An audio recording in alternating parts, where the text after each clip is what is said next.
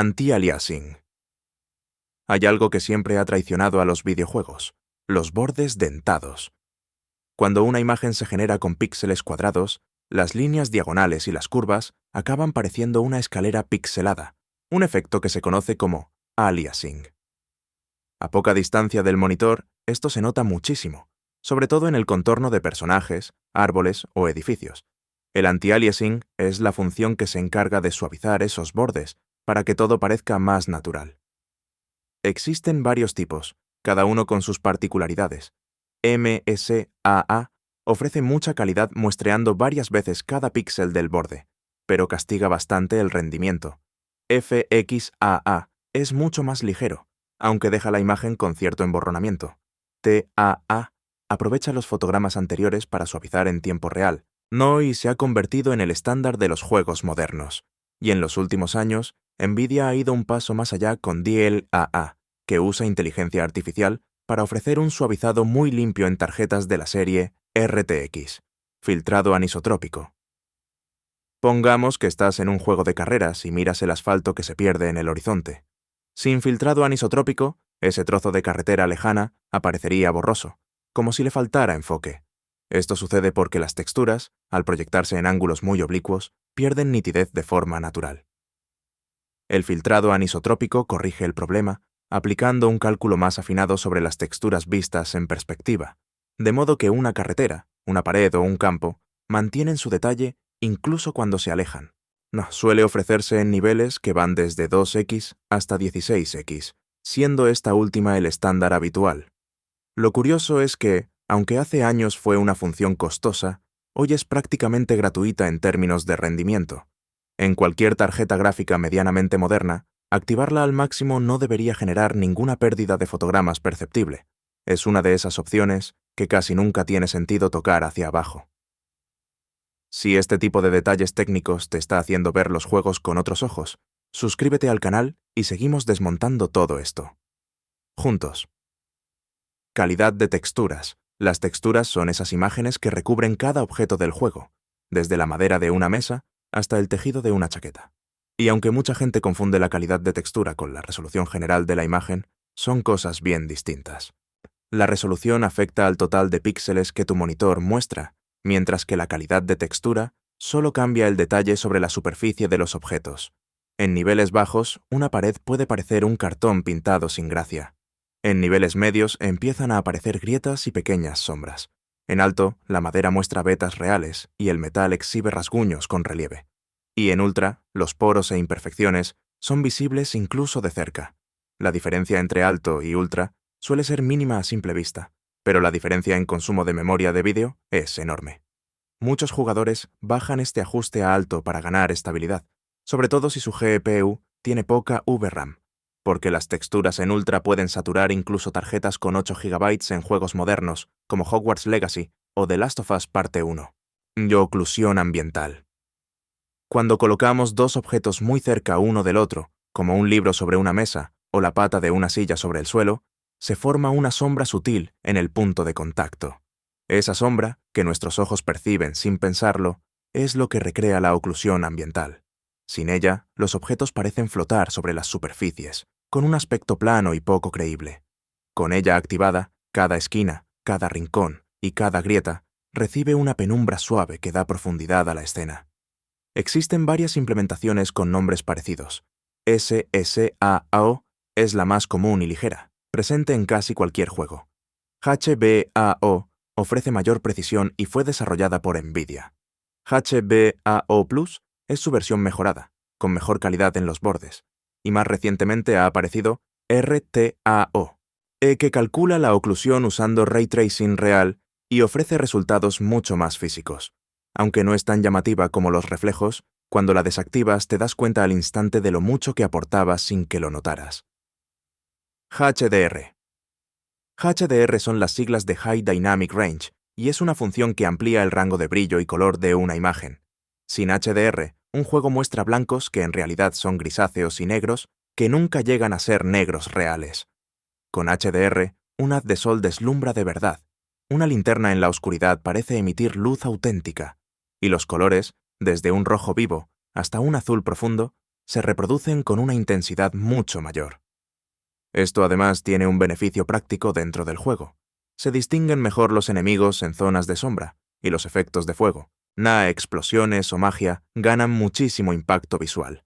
Eso sí, para disfrutarlo de verdad, necesitas un monitor o televisor que soporte HDR de forma nativa y con buena certificación, como HDR10 o Dolby Vision.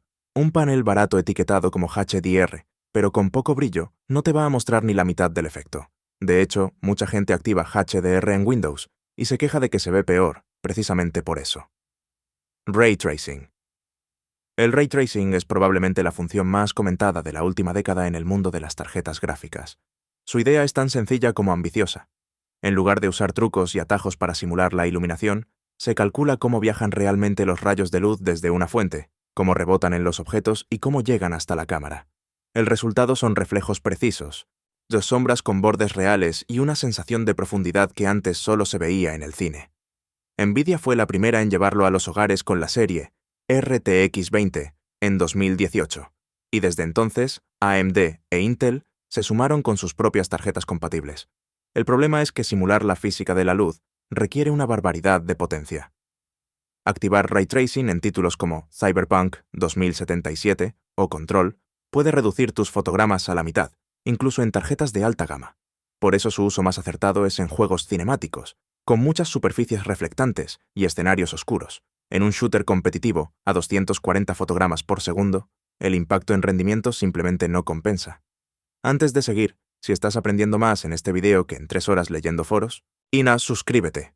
Sin gente como tú, este canal no tiene sentido. Path Tracing. El Path Tracing es algo así como el hermano mayor del Ray Tracing, donde el Ray Tracing clásico solo simula algunos rebotes de luz en ciertos elementos, como reflejos o sombras concretas. El Path Tracing calcula la iluminación completa de la escena, rayo a rayo y rebote a rebote. El resultado es tan realista que a veces cuesta distinguir si una captura es de un videojuego o de una foto. Juegos como Cyberpunk 2077 con el modo Overdrive, Portal RTX o Alan Wake 2 son los mejores ejemplos de lo que puede lograr esta técnica. Pero este salto de calidad tiene un coste brutal en rendimiento. Incluso una RTX 4090, durante mucho tiempo la tarjeta más potente del mercado, te puede caer por debajo de 30 fotogramas nativos si se activa Path Tracing en 4K. Por eso siempre se suele combinar con tecnologías de reconstrucción por inteligencia artificial, porque sin ellas sería casi imposible de disfrutar. Y en algunas escenas con luces muy intensas, el Path Tracing puede exagerar los reflejos, haciendo que el Ray Tracing clásico resulte paradójicamente más creíble. DLSS. DLSS son las siglas de Deep Learning Super Sampling, y es la tecnología estrella de Nvidia para ganar rendimiento sin sacrificar apenas calidad de imagen. Funciona de una forma ingeniosa. En lugar de pedirle a la tarjeta gráfica que renderice el juego directamente en la resolución nativa, por ejemplo 4K, DLSS genera la imagen internamente a una resolución inferior, como 1080p o 1440p, y después usa un modelo de inteligencia artificial para reconstruirla y mostrarla en esa resolución más alta. El resultado es que la GPU trabaja mucho menos, los fotogramas suben de forma notable y la imagen sigue viéndose muy bien.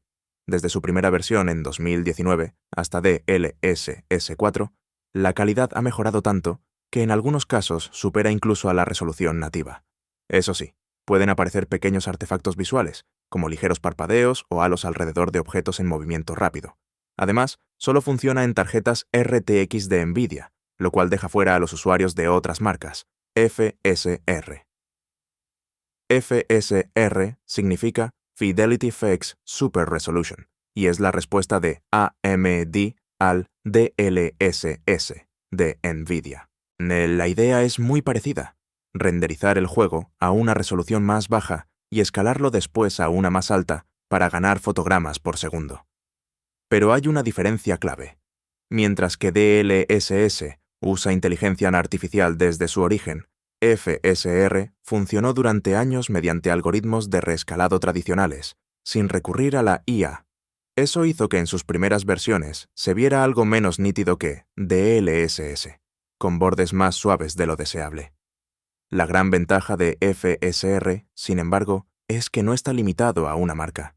Puede funcionar en tarjetas AMD, Nvidia e incluso Intel, y también en consolas y portátiles más antiguos.